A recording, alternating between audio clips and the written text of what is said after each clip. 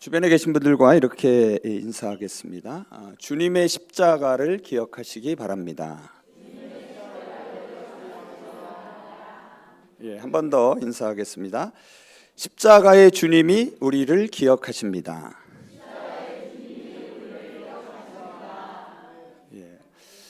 오늘 설교의 핵심 내용입니다.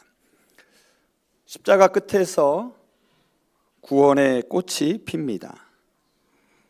사람은 떠나도 사랑은 남는다라는 말이 있습니다. 누군가를 기억한다라는 것은 단지 그 사람의 이름을 기억하는 것이 아니라 그 사람이 남긴 사랑을 기억하는 것입니다. 우리는 누군가를 기억하며 살아가고 누군가의 기억 속에서 우리는 다시 살아납니다. 신앙은 우리가 주님의 십자가를 기억하며 살아가는 것이고, 구원은 주님의 기억 속에서 우리가 다시 살아나는 것입니다. 오늘은 종려주일입니다. 종려주일은 예수님께서 예루살렘에 입성하신 것을 기념하는 주일입니다. 종려주일이 지나면 곧바로 고난주간이 시작되고, 고난주간의 끝에 부활주일이 우리를 기다리고 있습니다. 부활은 반드시 고난과 죽음을 통과해야만 만날 수 있습니다. 부활의 꽃은 십자가의 끝에서 핍니다.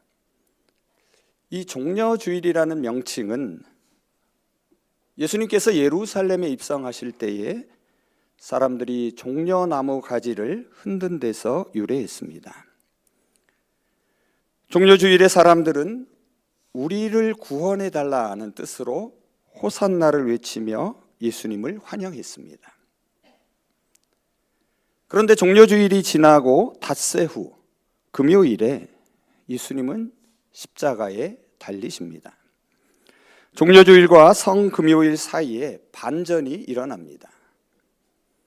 예수님이 예루살렘에 입성할 때 구원을 기대하며 호산나를 외쳤던 사람들이 돌변한 것입니다. 불과 며칠이 지나지 않아서 예수를 십자가에 못 박으라고 소리칩니다. 기대가 무너지자 실망이 분노로 폭발합니다. 그런데 여러분, 더 놀라운 반전이 그날 일어납니다.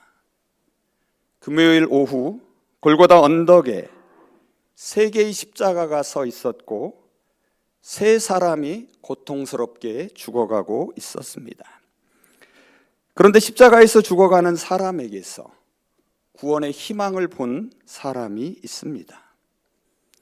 아무도 예수의 이름을 부르지 않을 때, 누구도 예수의 이름을 부를 수 없을 때 예수의 이름을 부릅니다. 십자가에서 죽어가면서 마지막 순간에 예수의 이름을 불렀고, 십자가에서 죽어가는 예수님은 마지막 순간에 자신의 이름을 부르는 소리를 듣습니다. 이 십자가에서 극적인 구원의 반전이 일어납니다. 절망과 죽음의 끝자락에서 희망과 생명의 싹이 돋아납니다. 이렇게 십자가의 끝에서 구원의 꽃이 피어나기 시작합니다. 죽어가는 사람이 옆에서 같이 죽어가는 사람의 이름을 부르며 죽어가는 사람이 죽어가는 사람에게 자신을 기억해 달라고 간청합니다. 오늘 본문 42절입니다. 예수여, 당신의 나라에 임하실 때에 나를 기억해 주십시오. 그리고 43절에서 예수님은 그에게 낙원을 약속하십니다. 오늘 내가 나와 함께 낙원에 있을 것이다. 오늘 시간에는 소위 구원받은 강도 이야기를 함께 살펴보려고 합니다. 본문 33절을 보시면은 예수님의 좌우편에 행악자 두 사람이 십자가에 달려 있습니다. 행악자는 누구입니까? 악한 일을 행한 사람을 말하고, 마가복음은 이들을 강도라고 부르고 있습니다. 그런데 낙원을 약속받은 이 강도의 이야기와 관련해서 상반된 두 가지 관점이 있습니다. 하나는 그럴 수 없다는 입장이고, 다른 하나는 그럴 수 있다는 입장입니다. 먼저 그럴 수 없다는 입장으로 그 강도가 구원받지는 못했다고 주장합니다. 강도가 낙원을 약속받았다는 사실을 받아들이지 않으려는 사람들이 있습니다. 오늘 본문을 보시면 이 강도는 자신의 죄를 고백하지도 예수님에 대한 명확한 신앙 고백을 하지도 않았습니다. 그저 자신을 기억해 달라고 말합니다.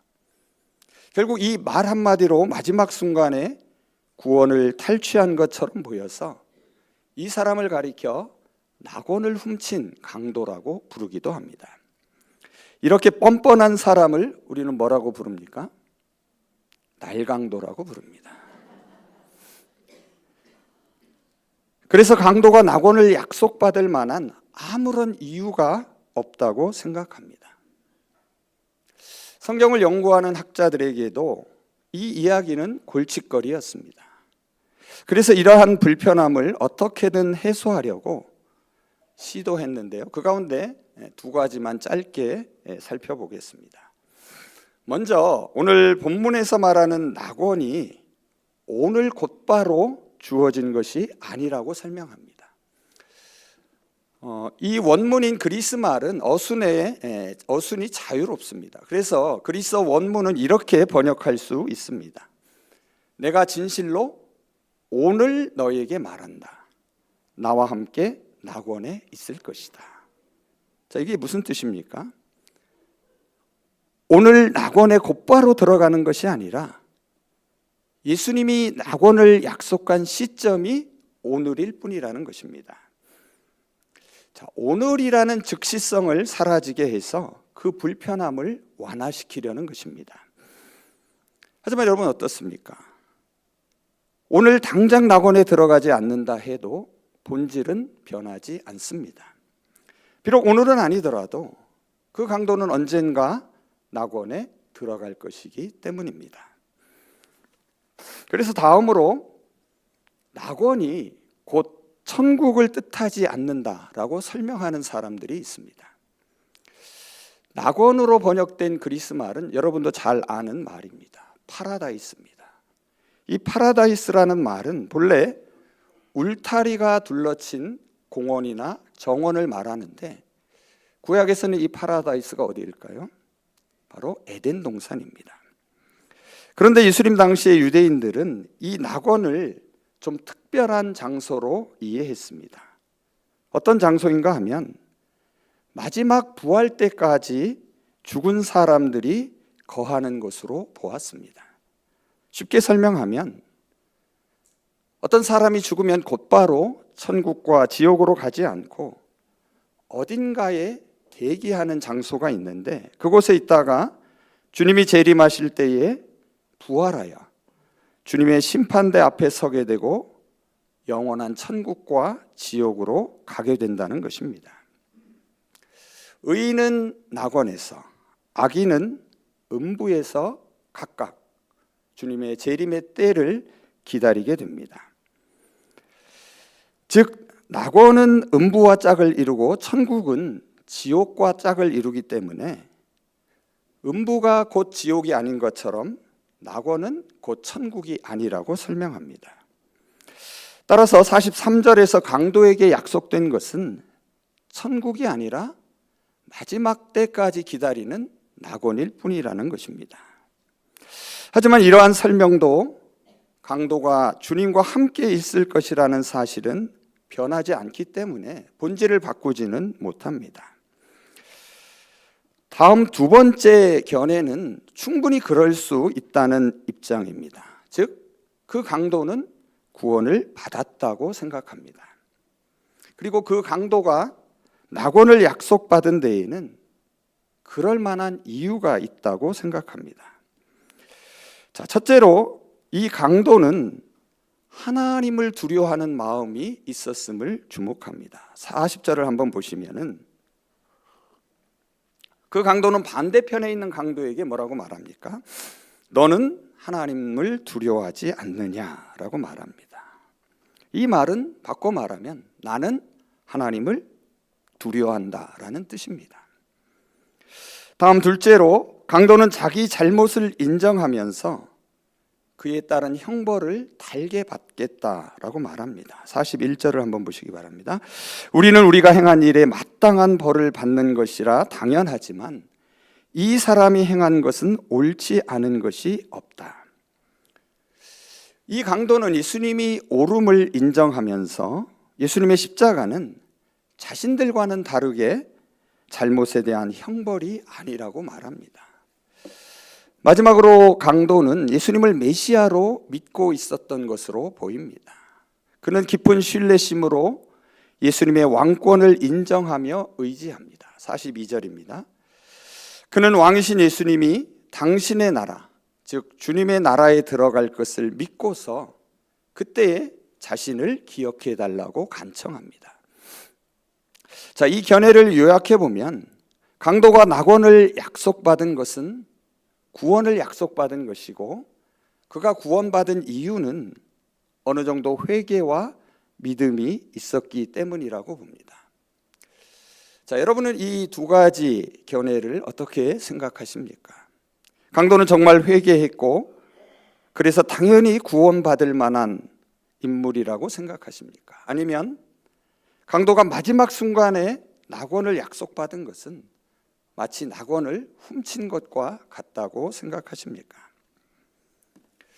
답을 안 하셔도 됩니다. 우리는 이에 대해서 단정적으로 답할 수는 없습니다. 왜 그렇습니까? 구원은 오로지 하나님의 주권에 속하기 때문입니다.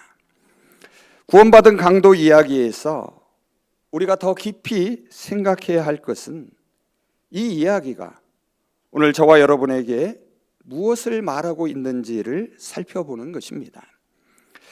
따라서 십자가상에서 예수님이 하신 말씀에 주목할 필요가 있습니다. 오늘 본문에서 예수님은 단 2차례 직접 말씀하십니다. 제가 가지고 있는 성경은 친절하게도 예수님이 직접 하신 말씀을 빨간 글씨로 이렇게 표시해 놓았습니다. 오늘 본문 32절에서 43절을 보시면은 딱 두 군데 34절과 이것을 뒤집는 43절에 2차례 말씀하십니다. 먼저 34절을 한번 보시기 바랍니다. 아버지 저들을 용서하여 주십시오. 저 사람들은 자기들이 무슨 짓을 하는지 알지 못합니다. 여러분, 여기서 예수님께서 하나님께 용서를 구하는 대상은 누구일까요? 누구인지 분명하지 않지만 전후 문맥을 살펴보면 일단 36절에서 예수님을 십자가에 못 박은 군인들로 보입니다. 그리고 단지 군인들뿐만 아니라 35절에 등장하는 구경하는 백성들과 비웃는 관리들도 포함되고 예수님의 좌우에 있는 강도까지 포함됩니다. 그런데 주님의 용서하는 기도를 들은 두 강도는 완전히 다른 반응을 보여줍니다. 예수님이 그들의 용서를 구했는데 한 강도는 예수님을 비방합니다. 당신이 정말 그리스도라면 당신과 우리를 한번 구원해 보라고 말합니다. 반면에 주님의 용서하는 간구에 다른 강도는 먼저 자기 잘못을 고백하며 예수님의 무죄함을 인정하면서 주님의 나라의 왕으로 임하실 때에 자신을 기억해 달라고 간청합니다. 다음으로 43절입니다. 예수님은 이 강도의 간청에 내가 진실로 내게 이르노니 오늘 내가 나와 함께 낙원에 있으리라 라고 말씀하십니다. 앞서도 말씀드린 것처럼 누구도 예수님의 이름을 부를 것을 기대할 수 없는 순간에 그는 예수님을 부릅니다. 예수님, 당신이 왕이 되어 오실 때에 저를 기억해 주십시오. 그는 예수님이 가장 외롭고 비참했던 순간에 그 이름을 불러준 유일한 사람이었고 예수님이 가장 믿어지지 않을 때에 예수님을 믿었던 사람입니다. 지금 십자가에서 가쁜 숨을 내쉬는 예수님은 권능으로 기적을 행하고 병든 사람을 고치던 예수님이 아닙니다. 수천의 천사를 거느리신 왕과 같은 예수님도 아닙니다.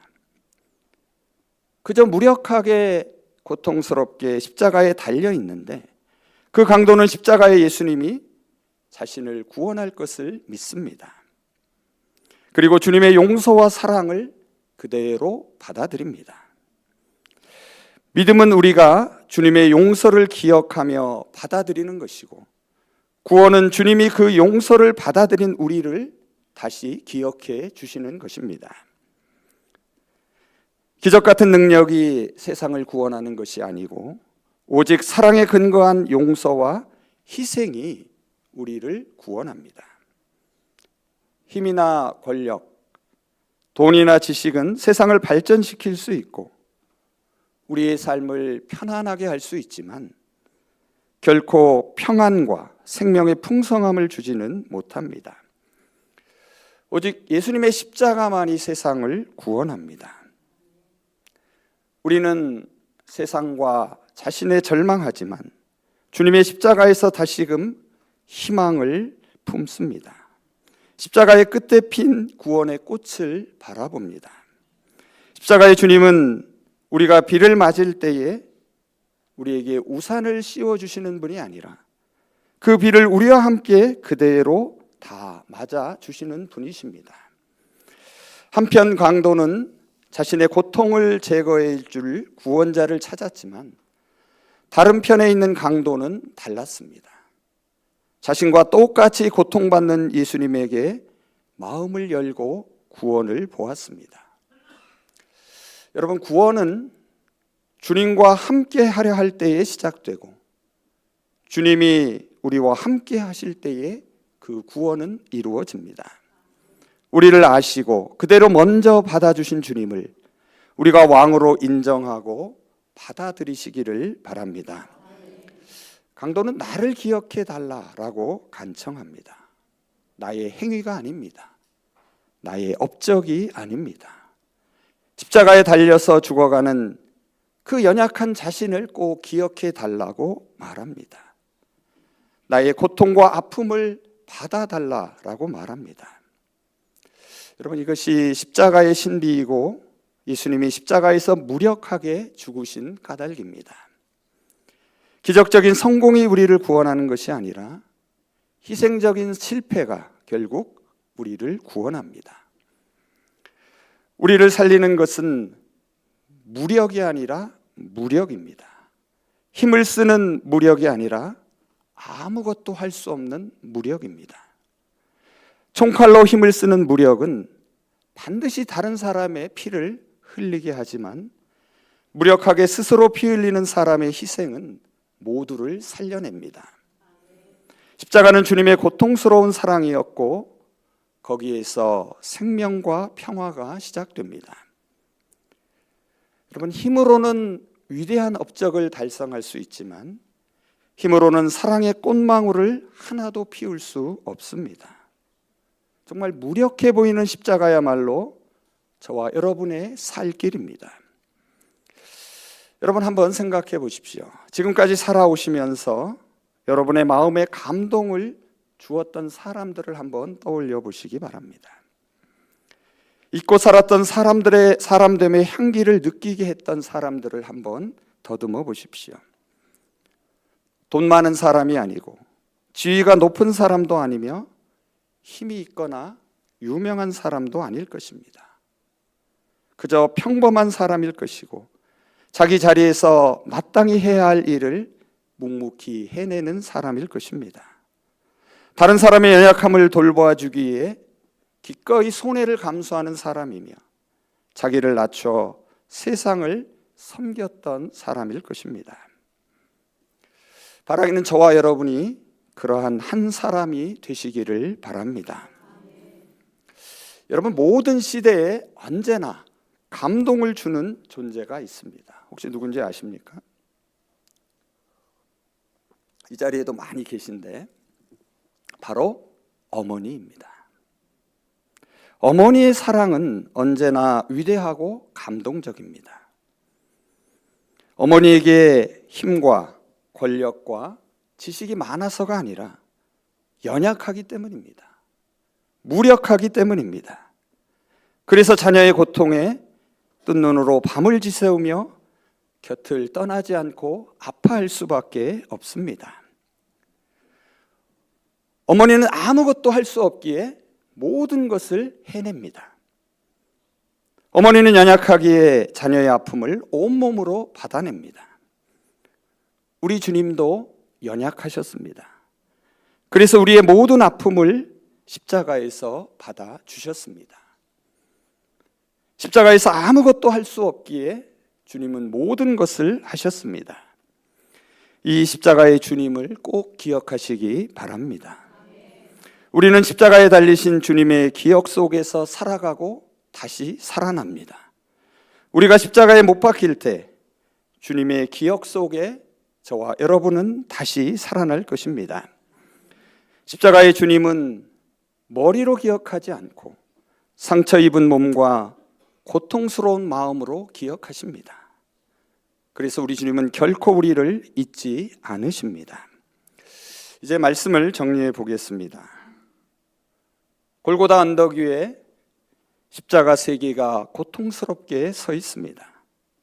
세 개의 십자가 중 한가운데 예수님의 십자가에서 온 인류를 위한 구원의 길이 열렸습니다. 예수님의 십자가는 예수님의 끝이나 실패를 뜻하지 않습니다. 십자가에서 예수님은 구원을 선포하는 일을 계속하시기에 끝이 아니고 십자가를 지신 것은 예수님께서 하나님의 뜻을 이루신 것이기에 실패가 아닙니다. 예수님의 십자가는 목숨을 잃는 것이 아니라 목숨을 살리는 것입니다. 죽음의 끝에 생명의 꽃이 피어납니다. 아무도 예수님의 이름을 부르지 않던 그 순간 한 강도는 마지막 숨결로 주님 나를 기억해 달라라고 간청합니다. 믿기 어려운 상황 속에서 믿음을 선택하며 이 죽어가는 이의 고백에 예수님은 이렇게 응답하십니다. 오늘 내가 나와 함께 낙원에 있을 것이다. 여러분, 구원이란 완벽한 사람이 받는 상이 아닙니다. 구원은 연약한 자를 기억하시는 주님의 사랑에서 시작합니다. 힘이 아니라 무력 속에서, 기적이 아니라 고통 속에서, 성공이 아니라 섬김 속에서 주님의 구원은 싹틉니다. 우리는 자주 실패하고 때로 절망하며 스스로를 부끄러워할 때가 많습니다. 하지만 주님은 이러한 우리를 그대로 기억하십니다. 우리의 연약함을 외면하지 않으시고 있는 모습 그대로 받아주십니다. 우리는 주님의 기억 속에서 살아가고 주님의 기억 속에서 다시 살아날 것입니다. 이제 십자가에 달리신 주님을 기억하시기를 바랍니다. 주님의 십자가를 바라보면서 간구하시기를 바랍니다. 주님, 저를 기억해 주십시오. 오늘 저와 여러분의 간구는 헛되지 않습니다. 우리가 고통과 절망 속에서 십자가를 바라볼 때에 주님은 지금도 이렇게 말씀하십니다. 오늘 내가 나와 함께 낙원에 있을 것이다. 아멘. 기도하겠습니다. 십자가에 달리신 주님, 골고다 언덕 위 주님의 십자가에서 구원을 보게 하심을 감사드립니다. 절망처럼 보이던 순간 한 사람이 마지막으로 주님의 이름을 불렀고 주님은 그 부름을 외면하지 않으셨습니다. 그 사람은 아무것도 이룬 것이 없었고 삶을 돌이킬 시간조차도 없었습니다. 다만 주님을 믿고 의지하며 주님 저를 기억해 주십시오 라고 고백했을 뿐입니다. 그 믿음 하나에 주님은 말씀하셨습니다. 오늘 내가 나와 함께 낙원에 있을 것이다. 주님, 구원은 저희 자격에 달린 것이 아님을 기억하게 하시고 주님의 사랑, 주님의 기억하심이 우리를 살게 하심을 잊지 않게 하여 주시옵소서. 저희도 오늘 조용히 주님 앞에 고백합니다. 주님, 저를 기억하여 주시옵소서. 주님의 기억하심으로 다시 일어나 살아가기를 원합니다. 언젠가 저희가 마지막 숨을 쉴 때에 오늘 내가 나와 함께 낙원에 있을 것이라는 약속의 말씀을 듣게 하여 주시옵소서. 이 말씀이 하루하루를 이끄는 위로와 소망이 되게 하여 주시옵소서. 예수 그리스도의 이름으로 기도합니다. 아멘.